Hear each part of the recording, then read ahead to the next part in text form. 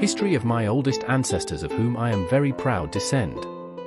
August 26, 1483, makes her will, in Belmonte, Dona Isabel de Gouveia de Queirós, my 19th grandmother, heiress of her father's house, mother of Pedro Álvares Cabral, the discoverer of Brazil.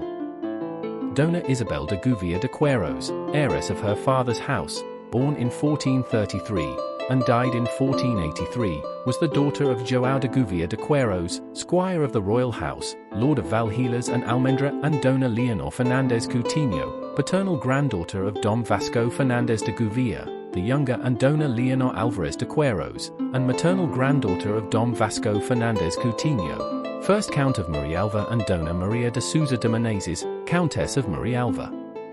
Testament of Dona Isabel de Gouveia de Queirós, August 26, 1483. Dona Isabel de Gouveia de Queirós, daughter of João de Gouveia de Queirós, succeeded to part of her father's house through a donation he made to her, in which her brother Dom Vasco Fernandes de Gouveia consented to the dowry of 3,000 gold escudos, priced at 160 reis per piece, and while they did not pay him 2,000 escudos that they owed him, his parents gave him in pledge, with the consent of the king, the place of Almendra and his village, and judged upon him with all his estates, houses, vineyards that they had in the said place, with the castle and jurisdiction, until it is paid in full, or because there are 150,000 white race of 35 pounds, in real currency, they put in the deed the condition that the children who were called Gouveia would stay with their mother's house, and those who used their father's surname Cabral.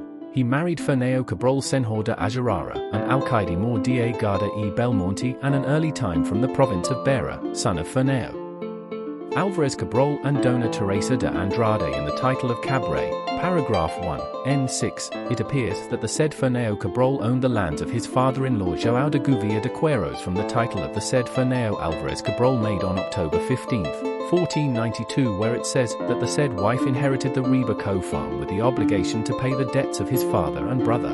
The so-called Isabel de Gouveia took her title in Belmonte on August 26, 1483, and ordered to be buried in the Church of São Tiago, and that once the chapel that her husband had built in the Church of Our Lady of that village was finished, her bones were sent there. In Felgueiras Gaio. Nobiliario das Famílias de Portugal. Family and descent.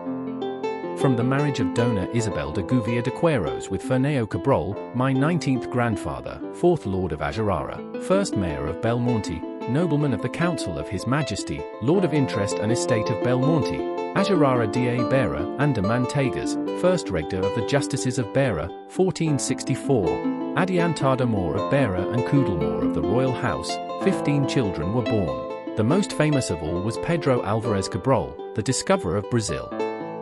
Fernão Cabral.